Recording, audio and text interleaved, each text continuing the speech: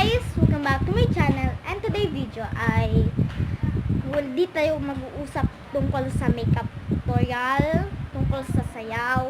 Ang pag-uusapan na natin today ay tungkol sa brush.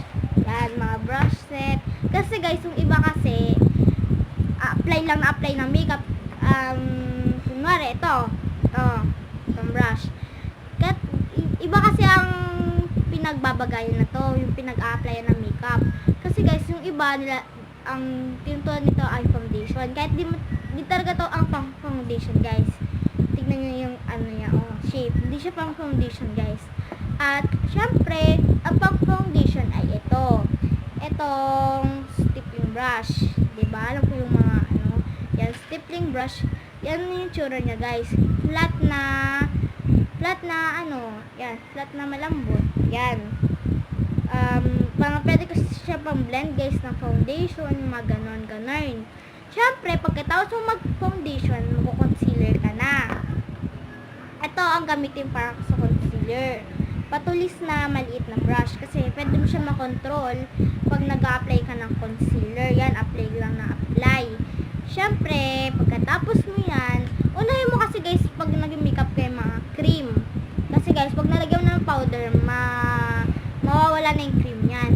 Siyempre, yung iba kasi, maglalagay mo na ng powder, maglalagay ulit ng cream. So, maglalagay ulit ng powder. O, diba? Pag sama-sama nyo na yung mga cream, siyempre, sunod ay ang cream contour. Kasi guys, diba, foundation, cream yun. Ang concealer, cream yun. And ang cream contour, siyempre, cream. And yan, gamitin nyo guys sa cream contour, itong synthetic blush. Itong in-example ko. Yan. Kasi guys, itong synthetic brush, kaya niya i-shape yung ating yan. Kaya niya i-shape, diba? Ito guys, itong synthetic brush, like this, yan. Naka-baling siya, pero flat siya. Ito ang pagkakaiba niya sa stippling brush. Yan. Yan, apply ka lang na apply. At ang nakalimutan ko sabihin guys, ang lalagyan nyo ng mga contour, itong part na to. Dito sa jawline, dito ulit. Siyempre magkabilaan, at dito. Huwag nyo guys sa lalagyan ng gitna to, yan. Yan, 3 fingers. Yan, dito nyo lagyan ng contour, dito nyo lagyan ng contour. Yan, diba? Maganda yan guys. At syempre, kung i-contour mo yung nose mo, syempre malaki naman to, hindi sakto sa nose mo. Kumuha ka ng maliit na synthetic brush na kagaya na to, like this one. Nawawala siya. Nawawala. To. Hindi to. To. Hindi to. To. Dito din.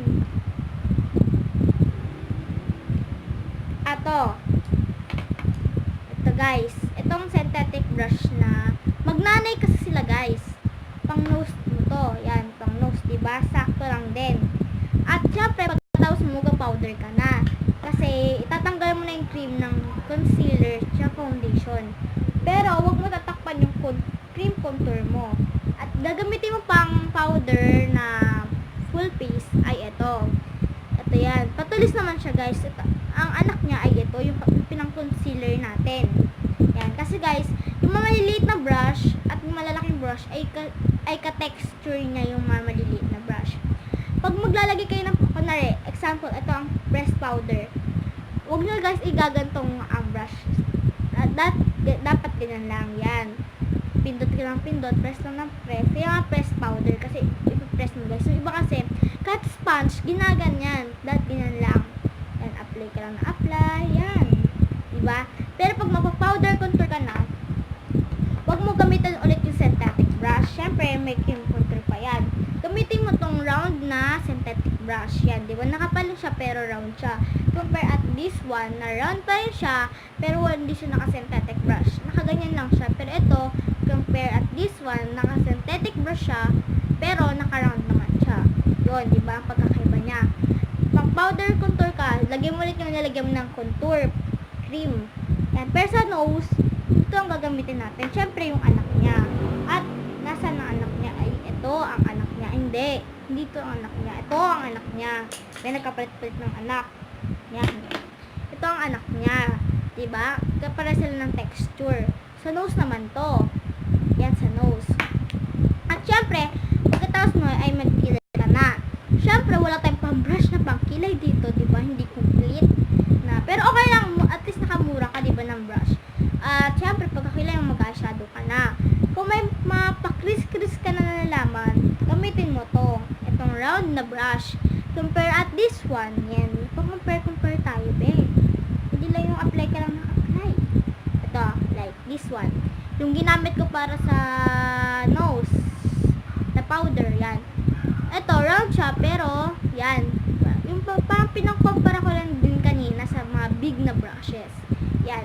Siyempre, dito mo lalagay yan. Mag-crease kasi guys, dito sa outer core ng eyes mo. Yan, dito. Siyempre, gaganyan mo. Pero pag, ayaw mo may back quiz na lalaman, gamitin mo tong anak ng stippling brush. Yan. At ito yung anak ng stippling brush. Gamitin mo lang yan sa eyeshadow mo. Yan. Pero, kung magmamaskara ka na, at mag-eyeliner ka na, syempre, lalagyan mo din na eyeshadow sa baba. Gamitin mo itong pinang-concealer mo. Lagyan mo na lang ng wet tissue.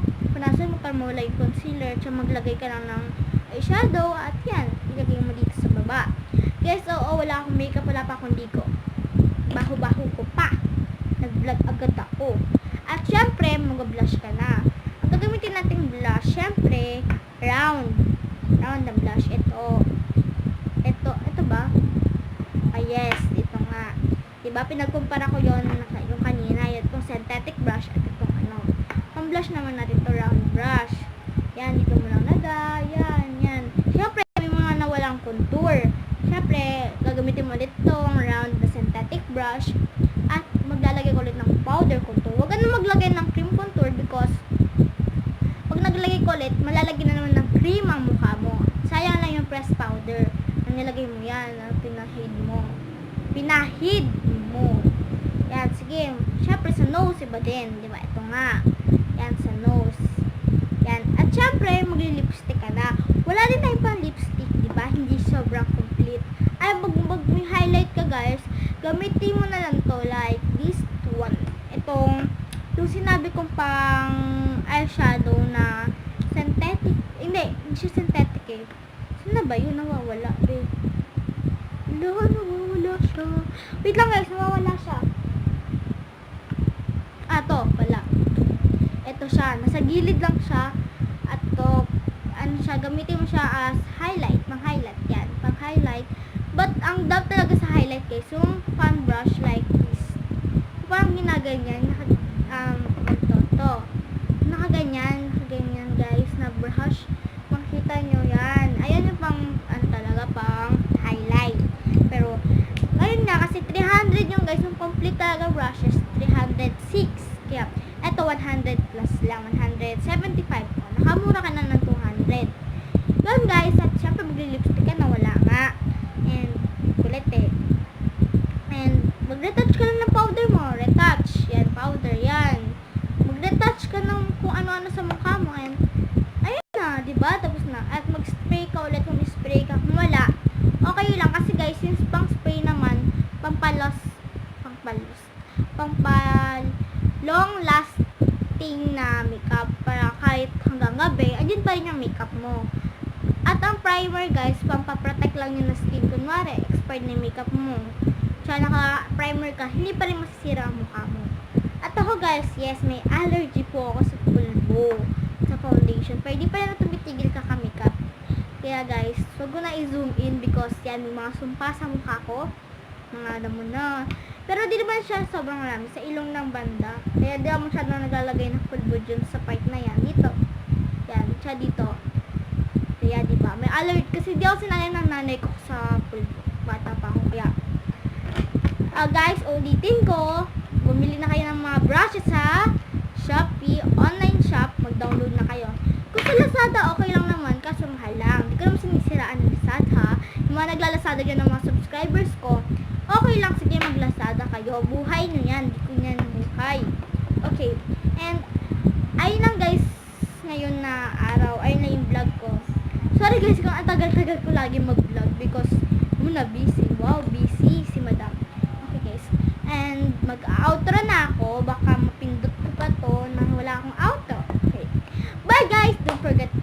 subscribe, and leave a comment na gusto mo ipagawa sa akin. Syempre kayo na bahala kung anong paggawa niyo sa akin. And don't forget to like, subscribe, and leave a comment, and share!